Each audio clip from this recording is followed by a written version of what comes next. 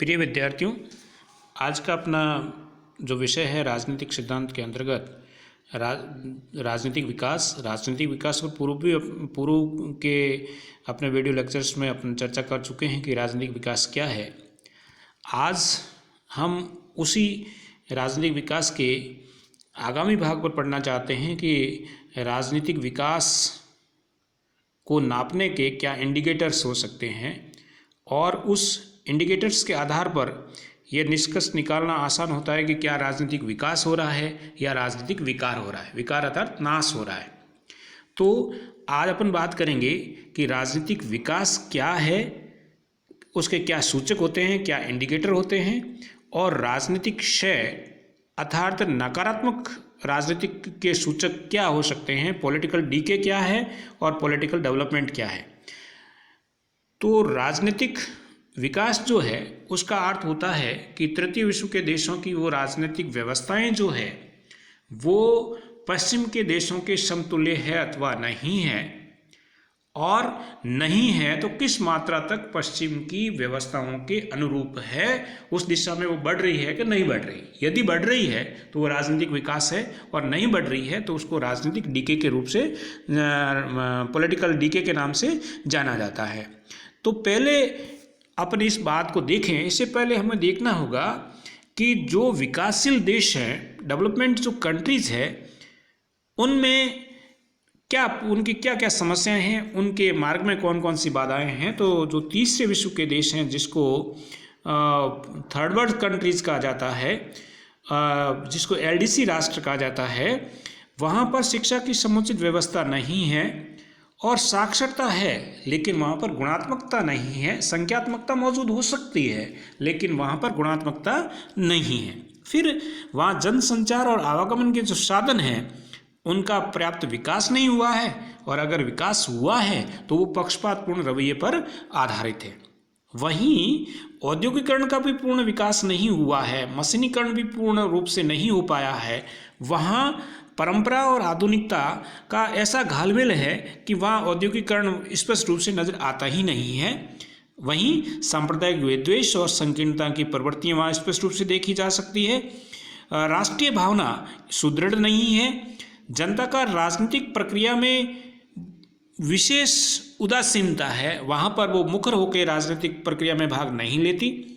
और जो राजनीतिक दल हैं वो सैद्धांतिक रूप से क्रमनिष्ठ नहीं हैं। राजनीति के एकीकरण की दृष्टि से प्रयास नहीं किए जाते। आर्थिक दृष्टि से राष्ट्र आत्मनिर्भर नहीं है। आदर्श और समर्पित नेतृत्व का वहाँ अभाव होता है। समाज में परंपराओं का मकड़जाल है। अंधविश्वास और कुरीतियाँ बहुत अधिक पाई जाती हैं। समाज में असमानता बहुत अधिक होती है। वहीं राजनीतिक, सामाजिक आदि व्यवस्थाओं में सहभागिता बहुत कम है, और है भी तो वो स्लोगनवाद पर आधारित है, दिखावटी व्यवस्था पर आधारित है। धर्मनिरपेक्षता केवल बाहरी रूप से हैं, व्यवहारिक रूप से धर्मनिरपेक्षता भी वही नहीं होगी। और वहाँ जितनी भी संस्थाएं हैं उसमें वैधता नहीं है, लेजिटिमेसी नहीं है। इस प्रकार अपन कह सकते हैं कि थर्ड वर्ल्ड जो कंट्रीज है उसमें ऑप्टिकल्स बहुत ज़्यादा है।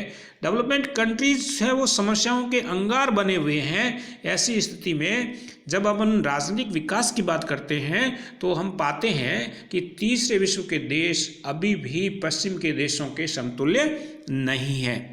अब वो बैरोमीटर्स, वो इंडिकेटर्स जो राजनीतिक डेवलपमेंट्स के आधार तत्व बनते हैं, तो किसी भी राजनीतिक व्यवस्था के ऐसे अनेक तत्व या कारक क्रियाशील रहते हैं जो राजनीतिक विकास की दिशा और मात्रा को स्पष्ट करते हैं।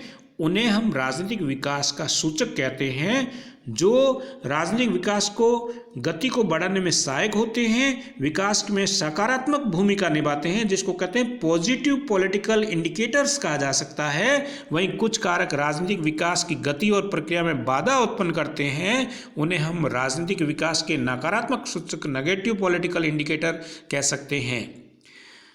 The world handbook of political and social indicators के अनुसार राजनीतिक विकास के निम्न सूचक है, यानी पॉजिटिव सूचक क्या क्या होने चाहिए। फर्स्ट जो है, राजनीतिक संस्थाएं जो है वो आयु पूर्ण हो, यानी वो लंबे समय से संचालित होनी चाहिए। राजनीतिक संस्थाएं जो है वो स्थापित हो और लंबे समय से चलनी चाहिए। दूसरी बात उन्होंने कही कि शिक्षा पर होने वाले व्यय को देखा जाना चाहिए।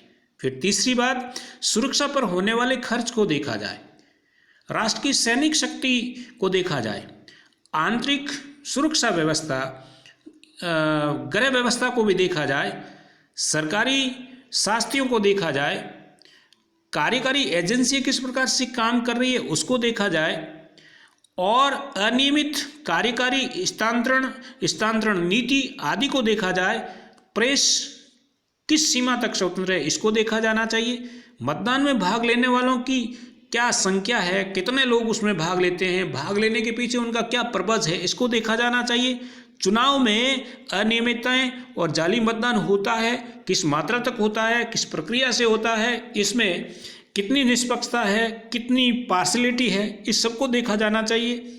फिर दलीय गुटबंदी, विरोध प्रदर्शन, दंगे और उपद्रव, सशस्त्र आक्रमण, हिंसात्मक गतिविधियां, बाहरी हस्तक्षेप और कार्यपालिका की अवधि आदि बातों के आधार पर मेजरमेंट किया जा सकता है और इसी आधार पर देखा जा सकता है कि ये अगर सारा पॉजिटिव है तो अपन कह सकते हैं कि राजनीतिक विकास है, और अगर सब पॉजिटिव नहीं है तो अपन कह सकते हैं कि इंडिकेटर्स जो डेवलपमेंट के हैं, पॉजिटिव पॉलिटिकल डेवलपमेंट के हैं, उनकी अनुपालना नहीं हो रही है।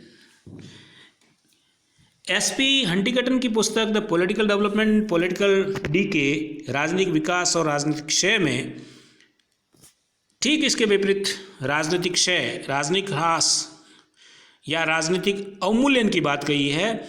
उसमें यह कहा गया कि व्यवस्था में अव्यवस्था, डिसऑर्डर उत्पन्न होने से राजनीतिक क्षय या अवमूल्यन बढ़ता देखा जा सकता है, जिसमें उन्होंने कहा कि जो संस्थाएं होती है वे विसंस्थानीकरण की ओर बढ़ावा मिलता है। ये नकारात्मक इंडिकेटर्स हैं। फर्स्ट, चुनाव में धांधलियाँ होना, मत पत्रों को फाड़ देना, मतपेटियों को उठाकर ले जाना, चुनावी प्रक्रिया को दूषित करना, चुनाव मतदान व्यवहार को प्रभावित करना, अगर ऐसा होता है तो ये नकारात्मक स्थिति है, नकारात्मक इंडिकेटर है राजनीतिक विकास का। दूसरी बात, हिंसात्मक प्रदर्शन होते हैं, स्वार्थ आधारित दलबंदी और राजनीति होती है, राजनीतिक दलों में निरंतर बिखराव चलता है, विसहमति का दमन जहाँ किया जाता है, शासकों को पूजा की जाती है, शासकों की अगरबत्ती माई बाप समझा जाता है, ऐसी व्यवस्थाएं जहाँ होती है, सरकारी विचारधारा का यशोगान करने का प्रक्रिया जहाँ चलती है, राजनीतिक षड्यंत्र एवं हिंसा जहाँ हो, सशस्त्र सेनाओं का राजनीतिकरण हो, शासक दल की विचारधारा के प्रति सार्वजनिक सेवाओं में प्रतिबद्धता हो, व्यापक पैमाने पर भ्रष्टाचार और कुप्रशासन हो, शक्तियों के केंद्रीकरण पर अधिक बल दिया जाए, पक्षपात, भाई भतीजावाद की प्रवृत्तियां जहाँ पनपे, मीडिया और जनसंचार का सरकारीकरण हो जाए तथा घरेलू मामलों में विदेशी हस्तक्षेप बढ़ जाएं, ये इंडिकेटर जहाँ होते हैं वो हंटिंगटन कहते हैं कि वहाँ राजनीतिक डीके, पॉलिटिकल क्षयवाद या राजनीतिक अवमूल्यन की स्थिति होती है, वहाँ राजनीतिक विकास नहीं हो सकता। अब राजनीतिक विकास की ये जो अवधारणा है, अब कोई भी देश इन समस्याओं से परे नहीं हो सकता। हाँ, हर एक देश की समस्याएं इनके बीच में चलती है, इन इंडिकेटर्स के बीच में चलती है, वहाँ पर अनुपात का अंतर होता है। तो राजनीतिक विकास और राजनीतिक जो डीके हैं वो साथ चलने वाली प्रक्रिया है, और उसमें अनुपातिक आधार पर ही हम कह सकते हैं कि यह राजनीतिक विकास हो रहा है और या फिर यह राजनीतिक डीके हो रहा है।